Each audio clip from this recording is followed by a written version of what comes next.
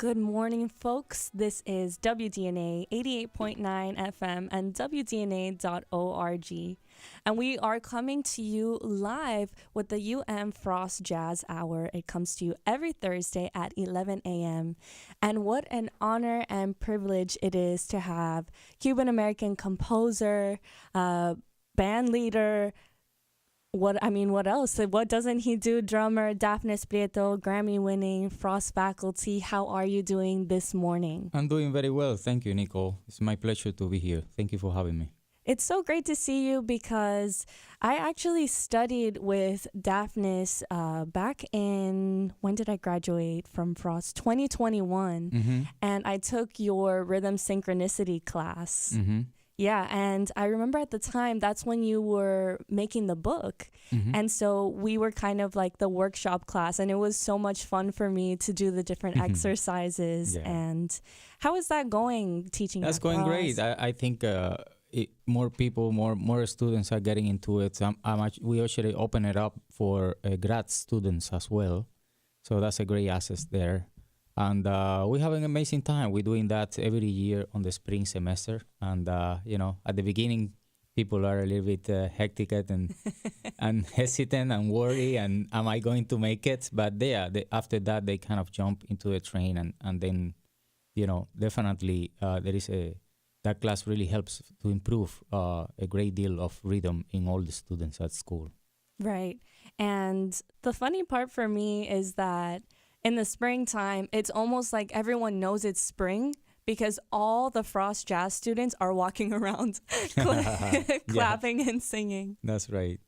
I also want to congratulate you on Cantar because I found out that it is on the ballot for first round voting for Latin Grammy for Best Latin Jazz Album, Best Improvised Jazz Solo, Best Instrumental Composition, Best Arrangement, Instruments and Vocals, Best Album, Producer of the Year. I mean, the list goes on. How do you feel about that album?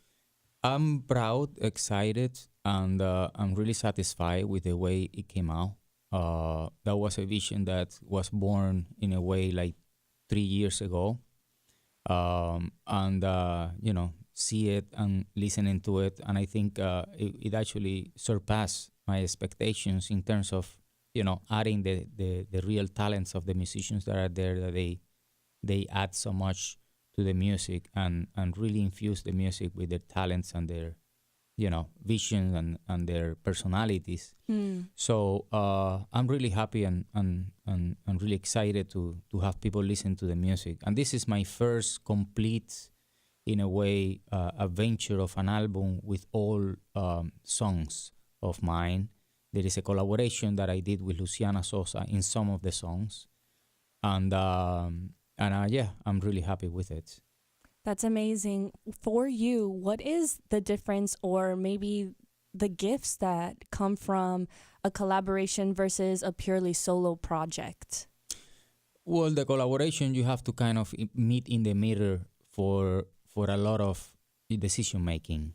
And especially because I respect a big deal Luciana, and I really want to give her the space and the opportunity to feel free to give me feedbacks. And in some of the songs, one of the songs, I wrote the music and she wrote the lyrics. In another song, she actually did translation to some of the lyrics that I had already previously in Spanish. She did it in Portuguese. And I keep it open in sense that I have a vision and I have an idea, but I'm always very curious and very open to listen to what the other musicians that are working at the moment have to say about it, because I'm all for improving the process and improving the experience at the end as well. So, that really enhanced the whole project to a new level.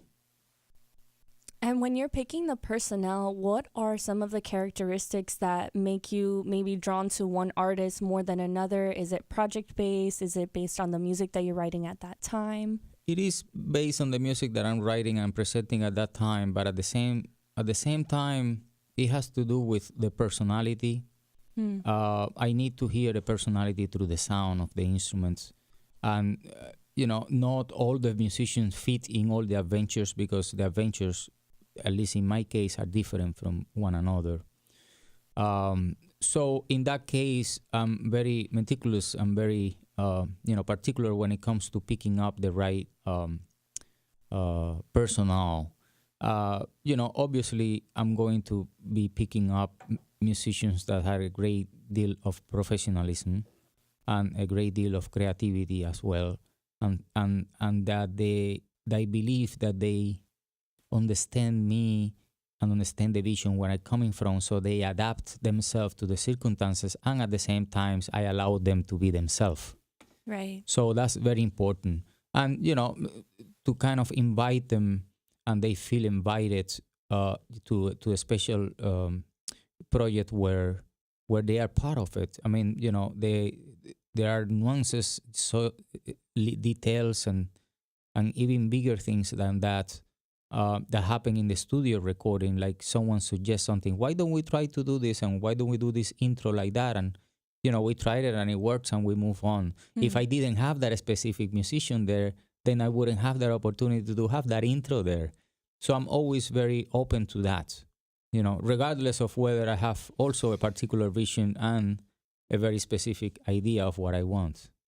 Right. So it seems like as a band leader, there are a few qualities that I'm noticing in you. First, it's that you know what you want, right? You have everything prepared.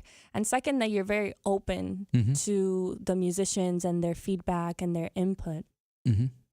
So when you were making this album, what is the importance of maybe the people who are not musicians? So for example, the producer, what is their role in this project? The role of the producer, in this case, I had two producers. I had Eric Overstein, who's the producer, and my dear friend, closer friend, that has been working with me since the Big Bang album, like 5-6 years ago already, and he has been working with me in all the projects that had come up after that. And then we have a special opportunity to work with Larry Klein, who's a well-known producer, and the job of the producer in this case is to really see the whole thing as an overall sound. And in a way, I was very open as well to receive suggestions and things that come out in each specific songs.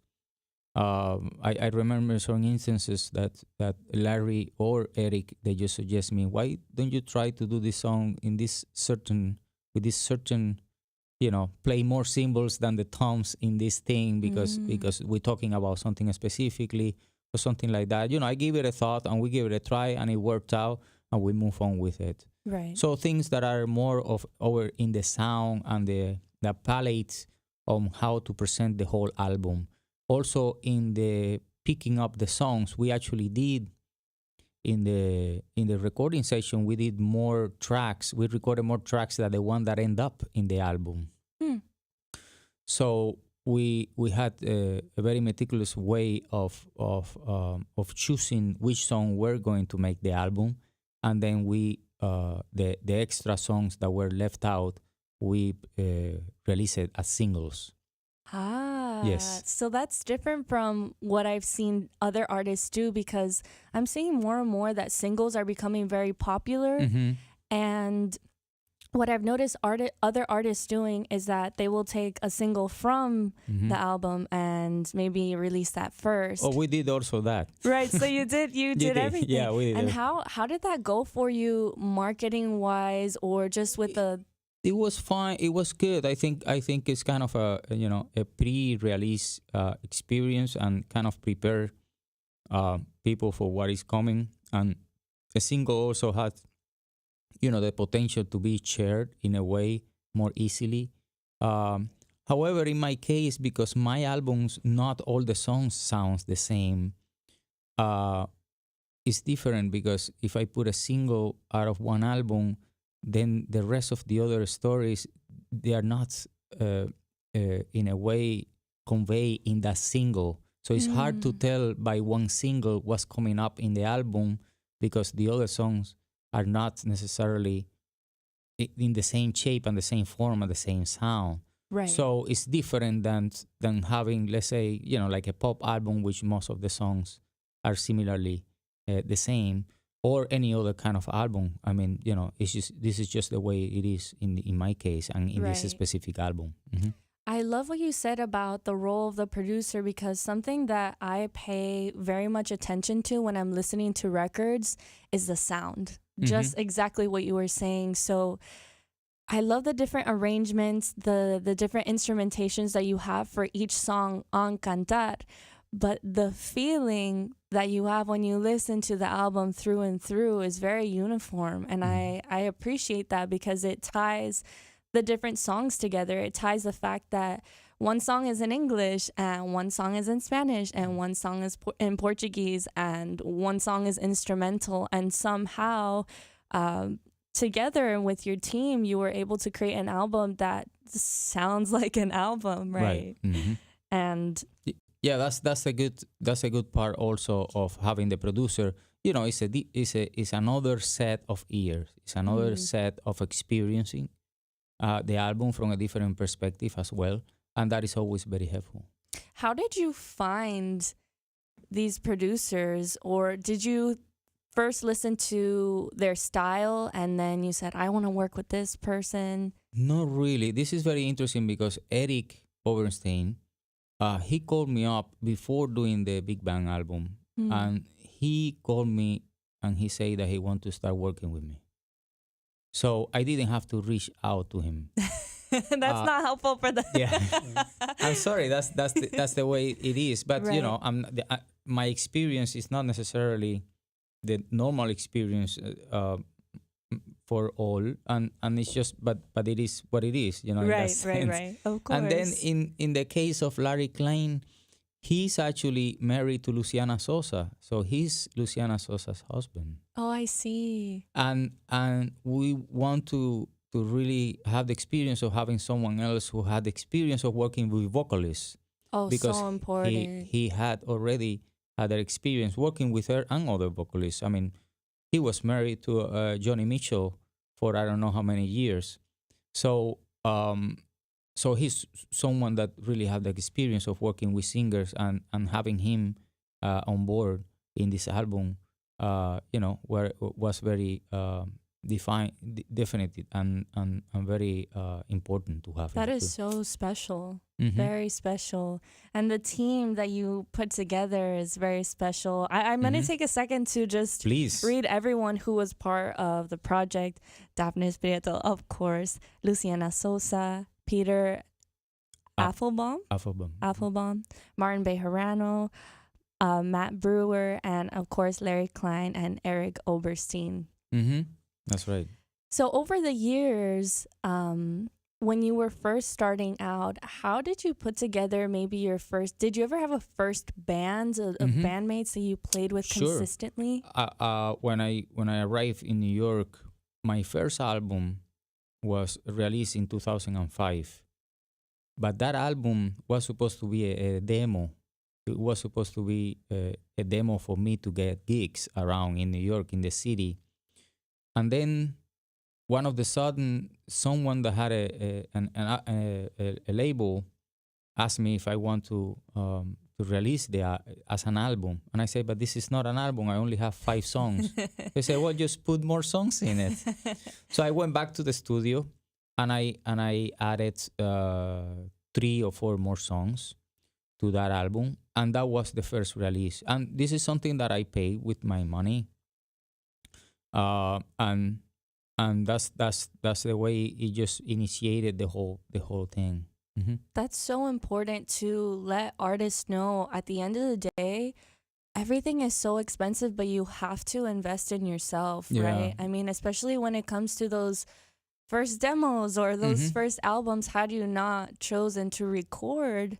Yeah, it would have been a complete different story. I always, I would say more than half of the discography that I have as a leader, I pay with my own money. More than half. Oh yeah. Wow. I swipe my credit card or go to and get a loan or whatever it is. I have to believe in myself, because if I don't, who will? And if someone really believe in myself, then congratulations, but I'm not waiting for it. I'm doing this for me, and I'm doing this for the experience of the pleasure of myself to release and to put together music of myself, but also because I love the experience of presenting the music to people and see their reaction and see what they have to experience about that. That's so lovely. Thank you Hmm. so much for sharing that. Sure. I know that's going to resonate with so many artists. Certainly it resonates with me Hmm. because when you're first starting out, like you said, if you don't believe in yourself, you Hmm. can't really expect Yeah, others. I mean, some of the questions that I ask my students sometimes is like, do you really love what you do? Do you really want to put yourself out? Would you be willing to uh, to spend the money that it takes to do it, even if you don't have it? And then when I start scratching the head, it's like, nah, you're not gonna do it. You know, uh, you have to really go for it. And this is not about the consequences comes after the result of that. You don't know what the result of it, but that impulse, that instinct, uh, that to make the decision of doing it regardless of whatever it costs and whatever the result may be.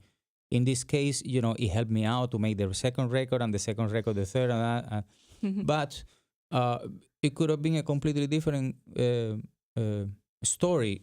I will never know, but still, I would have done it with a great deal of pressure and pleasure, and a great deal of joy, just because to me the music that I write and I deliver and present is just is intrinsic in my existence. So it's like putting out myself out there in a different form, in a form of sound. That's so lovely. Do you ever feel scared, or did you ever feel scared when you were first starting to share your music with the world? Of course, I feel scared now. Really? Yeah, I mean, it's a scary, it's a scary world out there in terms of the, the industry, and the music keeps changing. You don't know what if you're going to assert in a certain level or not. That is very unpredictable. At least in my case, because I don't have a huge infrastructure behind me like some other artists have, that regardless of whatever they do, they're going to have a good result because they have the marketing and the Right. promotion to make that happen. Right. But this is not the case. I'm going in a very, kind of thin ice all the time to make that happen because I don't have that infrastructure, you know. Um, but and then at the same time, because of the music changes, you never know what is a la mode in a way, or Right. what people are consuming at the moment. But regardless of that, I never thinking about that, in a sense of, I'm trying to reach the ears of people that will connect with in the same level that I am at. I'm not trying to change my level to meet people or to do certain thing, whether that is, to the right, to the left, to the top, or to the bottom. That's awesome because I think as long as the music is honest, it will get to that place. It will reach the ears of the people who want to listen to it. Mm-hmm. So there's no need for artists to, like you said, go to the top, to the bottom, Mm-hmm. left to right. And also what you were saying about record label, I mean, you didn't specifically say record labels, but I do want to talk about that Mm-hmm. once we take our short break here on WDNA 88.9 FM. Once again, we have the privilege of having Dafnis Prieto with us in the studio live today. We're going to take a short break and we'll be right back after this short message.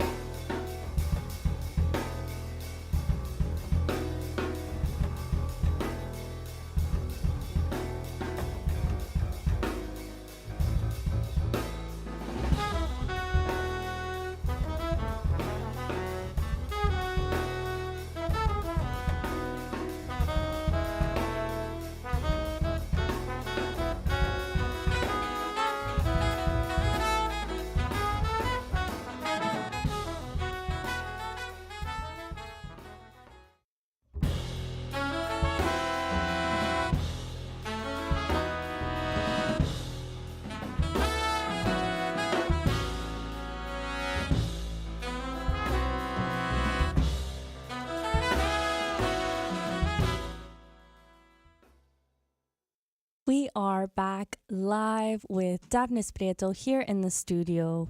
Before we get back to our interview, I'm going to play a few songs off of his record entitled Cantar. This next one is entitled The Muse.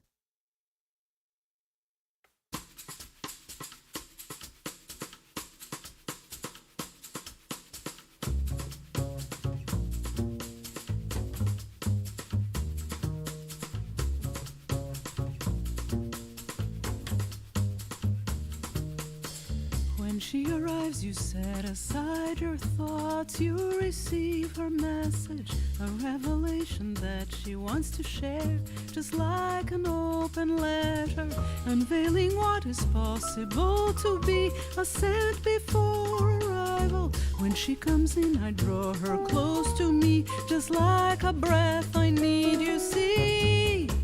Like earth and wind and water, fire, rain, just like the sun.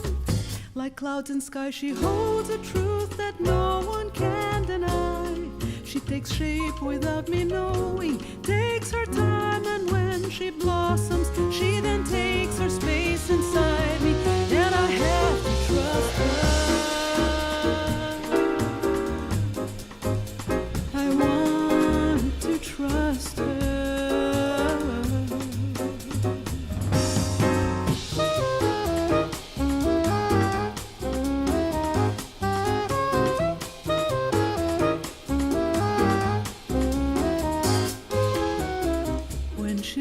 To tell me what she sees, I embrace her fully. Ideas flow through me, I want to share, just like an open window, revealing what is possible to me, the thoughts before the poem. When she comes in, I draw her close to me, just like a breath I need, you see. Like earth and wind and water, fire, rain, just like the sun. Like clouds and sky, she holds a truth that no one can deny. She takes shape without me knowing, takes her time, and when she blossoms, she then takes her space inside me, and I have to trust her.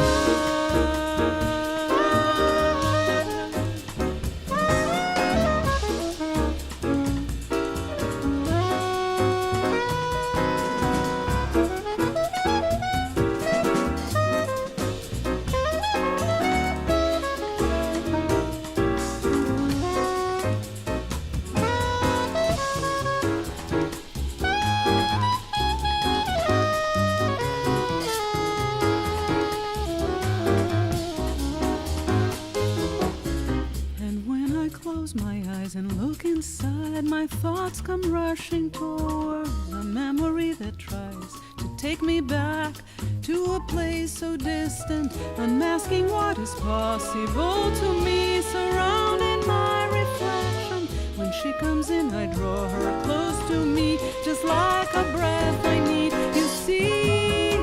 Like earth and wind and water, fire, rain, just like the sun. Like clouds and sky, she holds a truth that no one can deny.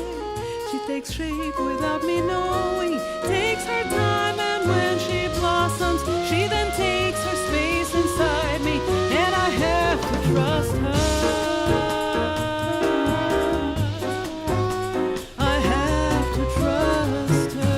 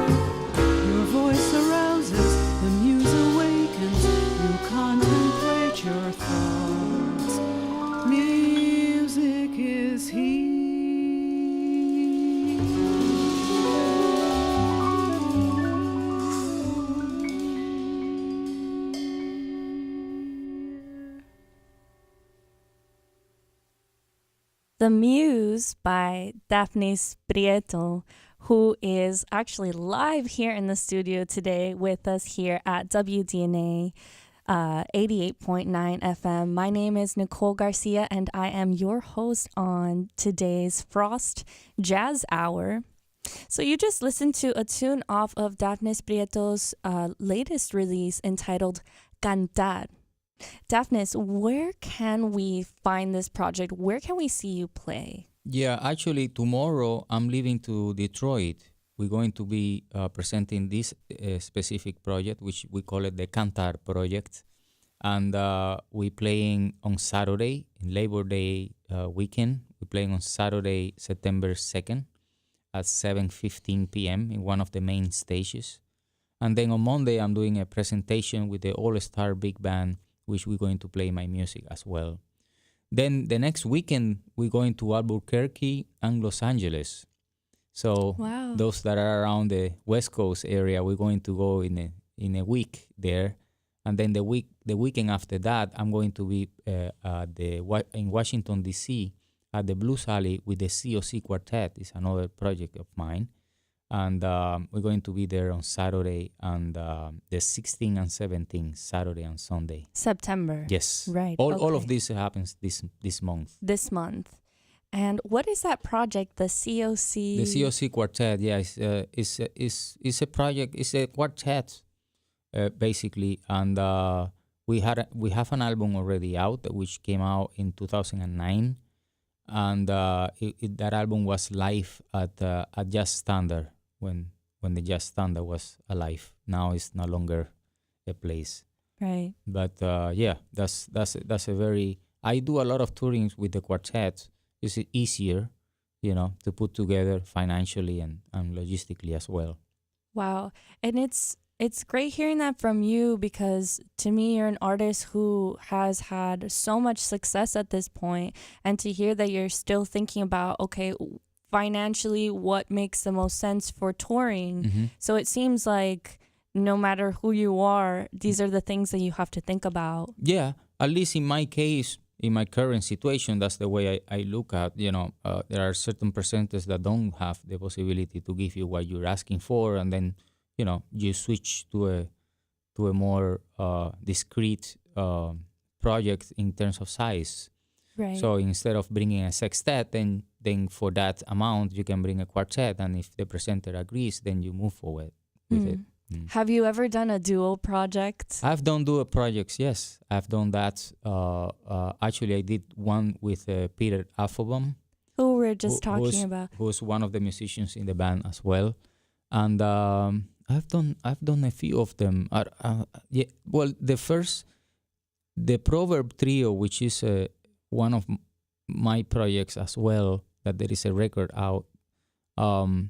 That Proverb Trio, it started with a duo with just vocal and myself. Really? Yes, that's Kokai on vocals, and he's an unbelievable freestylish rapper, I have to hip-hop listen kind of to thing. that. Oh yes, definitely. That's in a way kind of the opening window in terms of my collaborations with singers. But that project is very special anyway. It's completely different than the Cantar project.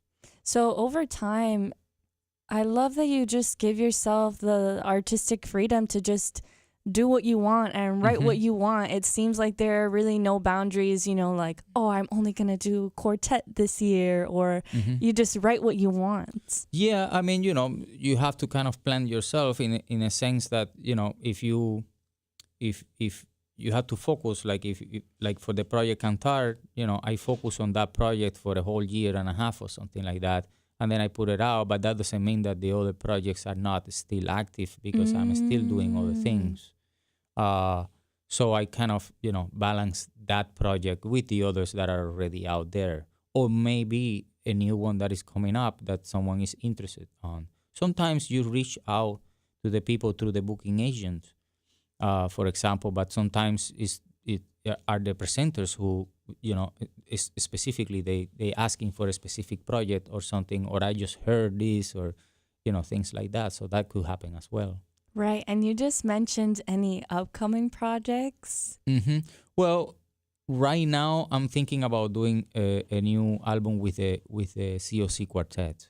I have already the music. I actually have already the music for two albums. Wow. I have the music for the COC quartet, and I have the music for a big band. But the big band is a big elephant to make it fly. So I'm just kind of getting more energy inside myself to make the final saying of, okay, let's do this now. But I think the quartet is going to be the right fit at this moment, because what happened with the quartet is the Cantar project without Luciana. That's the quartet. So that's easier. We're already on a road playing, and we already know what kind of material we're going to be working and things like that. So yeah, that's what it's at now. Yeah. So how many years have you been working with some of the artists that are on Cantar? Well, actually, Peter Affobam is the longest member musician that I've played with, that he has played with my project. He has played in my projects for almost 20 years already. And he's an unbelievable, super talented musician that is a multi-instrumentalist. So he plays keyboards, he plays all the reeds like saxophone and flutes, and he plays percussion, and he's just an amazing, musician that really open-minded as well, and very honest when he plays as well. So, we have kept that relationship for a long time. But in this project, Cantar, like Matt Brewer, for example, is the first time that I work with him. And I do a recording with him. And similarly to Martin Bejerano, it's the first time we do a work together, especially like in a recording settings. And now, we continue working together for a while, hopefully for a long time. That's great. That's Martin also works at UM, so I'm almost surprised to hear that this is the first project that you guys. It is, yeah.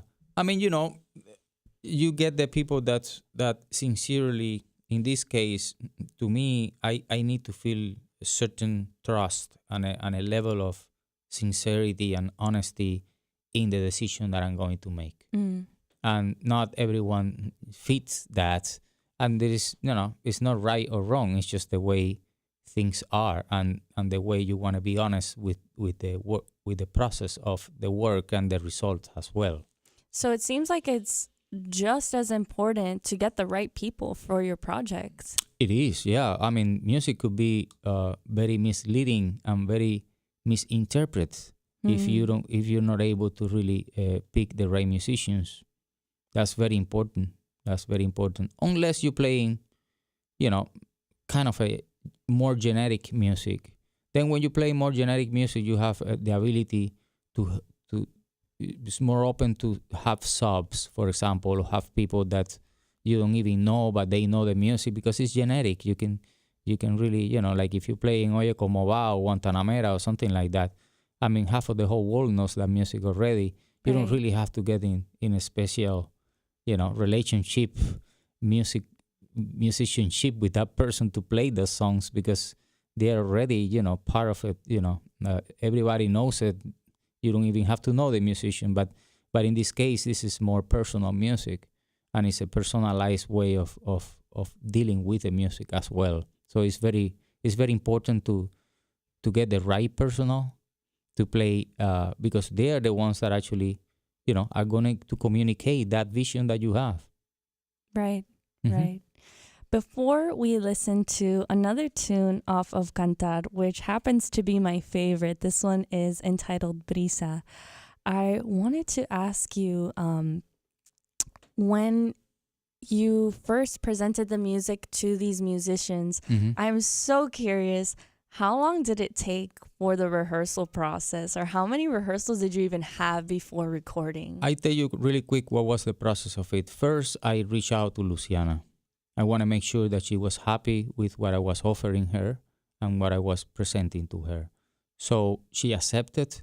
We worked in basically in all the songs, meaning that, I present her the songs and she gave me feedback, etc., etc. That whole process lasts for a year. After that, when I had everything set, all the songs in the right key signature, all the songs really clean in terms of in how am I going to present it to the musicians, then I contact the musicians and I say, this, we have this date, this is the music and everything. So by the time we went to the recording studio, what we did is we actually rehearsed 2 days prior to the recording. So we rehearsed 2 days in the same studio that we were going to record. We went for 2 days, we rehearsed, and then we record 2 other days. That was the whole process. That's amazing. Mm-hmm. Wow. But it was, very clear. It was very, very, very specific and clear what I wanted to do.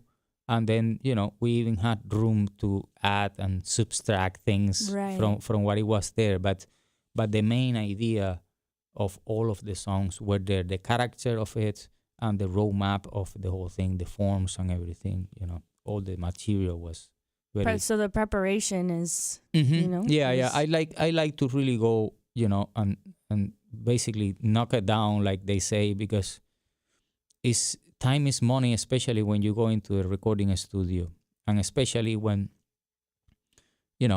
it's just an investment that you're trying to make. So you need to be as ready as possible. I don't like the idea of going, to a recording studio to jam. It's at least that's not my case, because I'm coming from a composer kind of mindset. So it's different than only seeing as let's have fun with musicians in the studio and see what comes out. That's a luxury that I haven't been able to have yet. Right. Right. So let's listen to one more tune. Mm-hmm. This one is entitled Brisa. Once again, you're listening to WDNA 88.9 FM.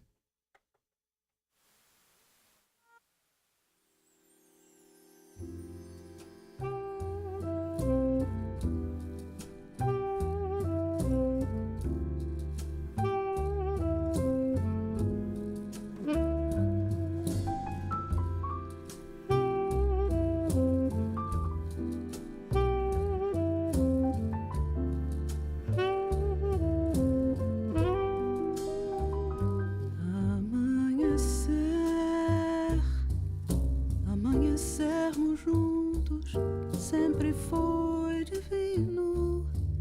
Amanhecermos juntos sempre foi perfeito.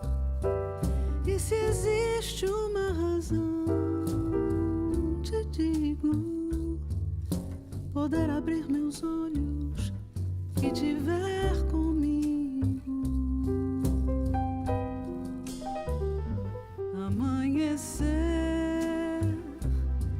Amanhecermos juntos e ver seu sorriso, sentir teu corpo, tua presença, teu carinho, teu amor é uma forte bênção que me adoça as manhãs intensas. Dentro de mim, você é o sol, a lua, o meu caminho. Sempre quis amanhecer contigo para beijar os teus olhos dormidos. Já somos dois corações batendo lado a lado. E agora eu que estou dormindo, só pra poder amanhecer contigo.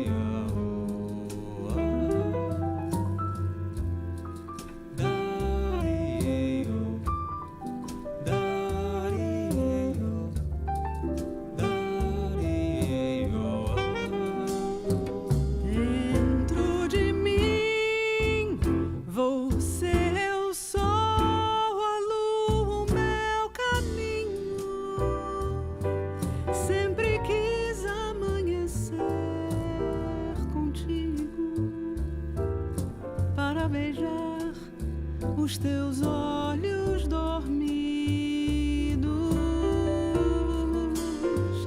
Nós somos dois corações batendo lado a lado. E agora eu que estou dormindo,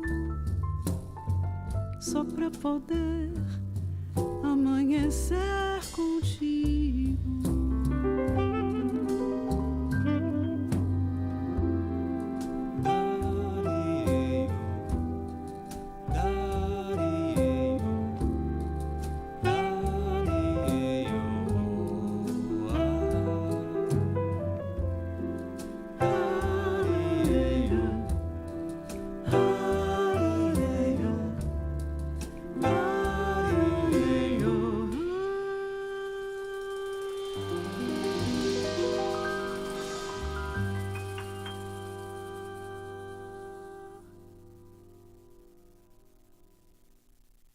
Correction, that tune is Amanecer Contigo.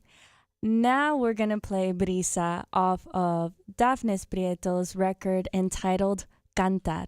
Once again, you're listening to WDNA 88.9 FM.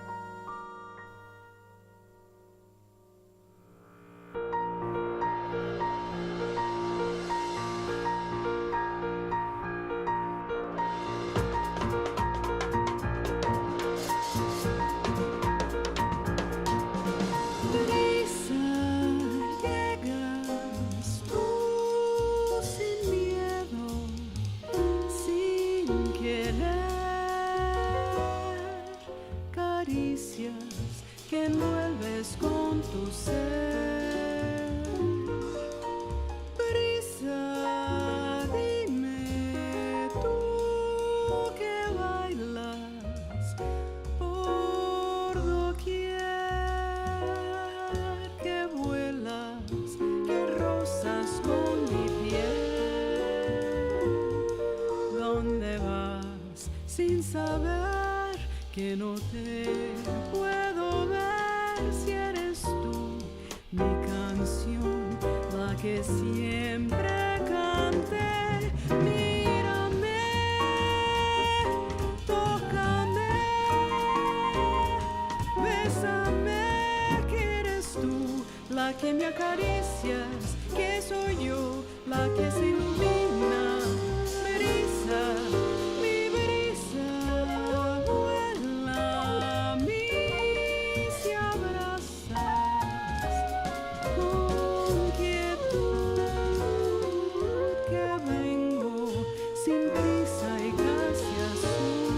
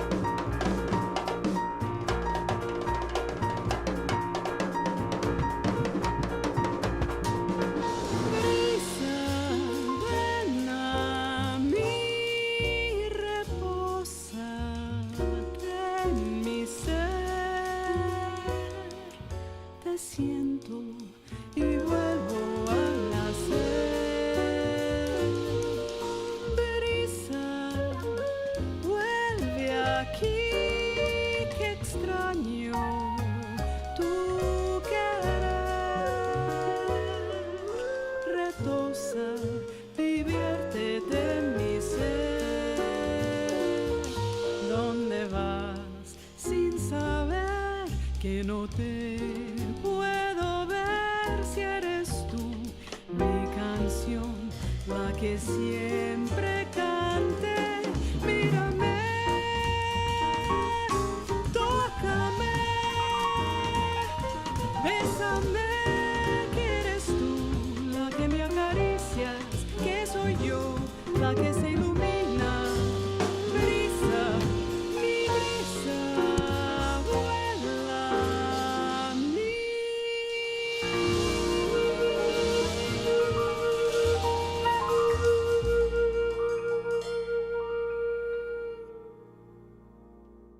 Brisa off of the album Cantar. And we are lucky and have the privilege today here in the WDNA Jazz Gallery to be joined by Cuban American Grammy winning drummer composer Dafnis Prieto. That last tune, like I said before, is entitled Brisa. And the question that everyone is dying to know, I'm dying to know, this is what we've all been waiting for. Which song on Brisa is the one that you listen to in your car? Oh, on Cantar. Yeah. I really enjoy that one that you just played, Brisa. Yet, as I say, all of them are just different, and it kind of awaking inside myself something differently. I'm a more of a romantic guy, and I just like things that are very melodious and very gentle in that sense. Even though, being a drummer myself, I like, kind of tough, rhythmic, complex things. But I love them all. I think all of them are just like kind of different chapters inside of a big. So the book is the album, and the chapters are the songs, and each of them, they go in different places, and I like them all because I like the journey of them all, even though they make you feel something different, each of them. But I enjoy the whole thing. Me too. And I hope that the listeners also enjoy the whole thing. If you haven't listened to the record, it is entitled Cantar by Dafnis Prieto featuring Luciana Sosa. And one more time before we head off and sign off from the Frost Jazz Hour here on WDNA, I just want to mention one more time, Dafnis Prieto will be playing at the Detroit Jazz Festival this weekend? Yes, this weekend on Saturday. Mm-hmm. This weekend on Saturday. So don't forget to check out his music. Again, you can always listen here on WDNA 88.9 FM. My name is Nicole Garcia. I'm your host on today's Frost Jazz Hour, which is brought to you every Thursday from 11 a.m. to 12 noon. Next week, we will be listening to... have it here, Eric Law, so make sure that you tune in. And now we have BBC News.